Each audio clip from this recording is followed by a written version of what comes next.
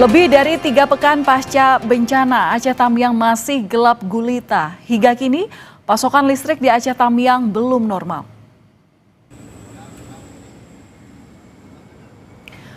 Pada Kamis malam, sejumlah wilayah di Aceh Tamiang belum teraliri listrik.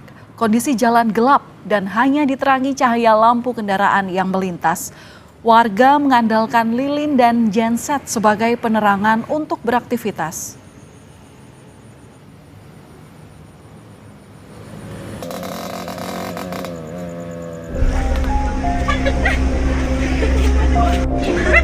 Tiga pekan berlalu pasca banjir bandang, warga desa Rumuh Rayek, Aceh Utara masih harus bertahan dalam kegelapan. Aktivitas warga terganggu, terutama untuk penerangan, komunikasi, dan menyalakan pompa air. Hingga Kamis malam, listrik di sejumlah titik di Aceh Tamiang juga masih padam. Warga masih mengandalkan genset untuk penerangan di malam hari. Warga mengaku listrik sempat menyala selama 2 malam sebelum kembali padam. Kondisi listrik di sini sebagian masih mati, Bang. Tapi sebagiannya? Sebagian juga ada yang hidup. Udah yang hidup. Ini berapa lama kita sudah mati, Bang, tempat kita, Bang? Dari sebelum banjir udah mati. Tanggal 26 ya? Itulah. Pernah hidup nggak listriknya atau belum pernah sama sekali? Pernah 2 malam. Pernah 2 malam hidup. Oh, 2 malam. Ini mati lagi. Dalam rapat kabinet 15 Desember lalu, Menteri ESDM Bahlil Lahadalia menyatakan, saat ini upaya pemulihan listrik di wilayah Aceh tengah memprioritaskan pemulihan gardu induk yang sudah terpasang 90%. Bahlil menargetkan kondisi seluruh gardu bisa pulih pada pekan ini. Bahwa belum bisa teraliri semua kepada desa-desa yang ada, karena sebagian desa-desa yang infrastrukturnya masih parah, jalan yang nggak bisa kita masuk, itu pada tegangan rendah, itu tiang-tiangnya jatuh. Dan ada sebagian desa yang memang masih banjir, masih ada air. Kalau ini kita paksakan untuk dialiri listrik, itu akan berdampak pada kecelakaan di masyarakat.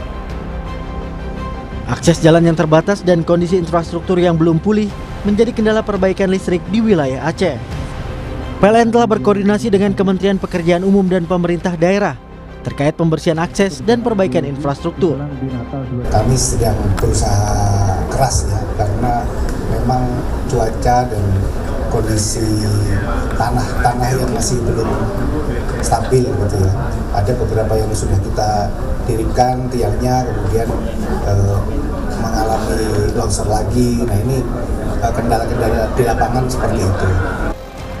Sambil menunggu perbaikan, PLN mengirimkan genset ke wilayah-wilayah yang masih padam listrik.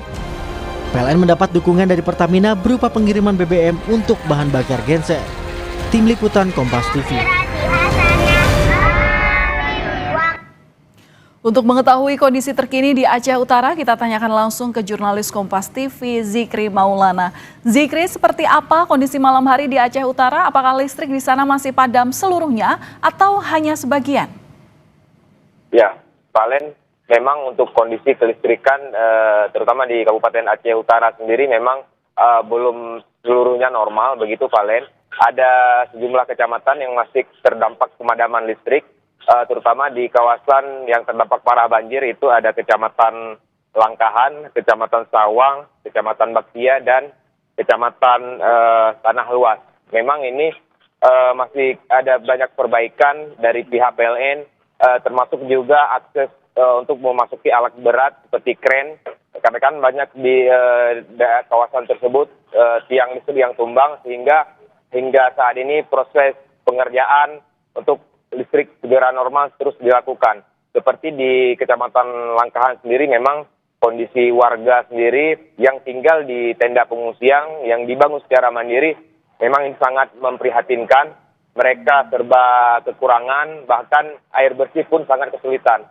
Dan masyarakat pun sebelumnya sempat meminta agar di daerah tersebut disediakan genset atau mesin listrik agar segala aktivitas bisa dilakukan oleh masyarakat. Untuk sementara ini memang sebagai penerangan di lokasi tersebut, para pengungsi utamanya melakukan hanya dengan penerangan lilin, begitu. Tidak hanya di Aceh Utara sendiri, bahkan dampak pemadaman juga masih terjadi di Kabupaten Aceh Timur dan juga di Kabupaten Aceh Tamiang. dan bahkan sebagian warga di Kabupaten Aceh Tamiang ini terpaksa harus ke Kota Langsa yang jaraknya sekitar 30 hingga 40 menit untuk mengisi daya handphone mereka ataupun beraktivitas lainnya. Begitu, Valen. Lalu upaya perbaikannya seperti apa sekarang? Progres dalam pembenahan tiang listrik mungkin apakah juga terpantau di sana masih berjalan, Zikri? Ya, memang hingga hari ini proses pengerjaan, perbaikan tiang listrik yang tumbang dan segala proses terkait kelistrikan memang terus dilakukan, terus diusahakan oleh pihak PLN. Dan hingga hari ini memang segala pengerjaan terus dilakukan, bahkan pekerja juga di BKU kan dari luar Provinsi Aceh termasuk Sumatera dan juga Pulau Jawa.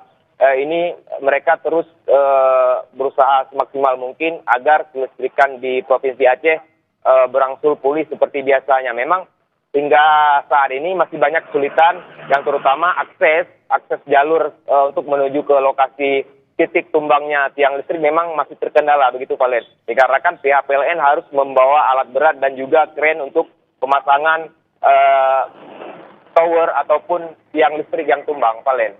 Oke, dengan terbatasnya aliran listrik ini yang masih terjadi di sebagian besar wilayah Aceh, lantas kalau ada warga yang ingin membersihkan rumahnya dari sisa lumpur untuk kebutuhan air bersih yang mesin pompa masih mati karena listrik belum teraliri, ini bagaimana, Zikri?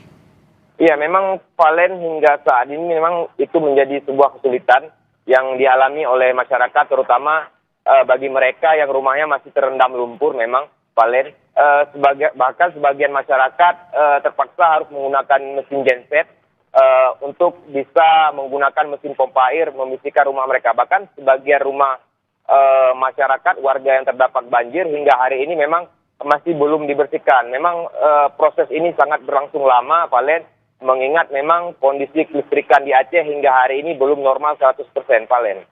Baik, terima kasih atas laporan lengkap Anda. Jurnalis Kompas TV Zikri Maulana langsung dari Aceh Utara, Provinsi Aceh.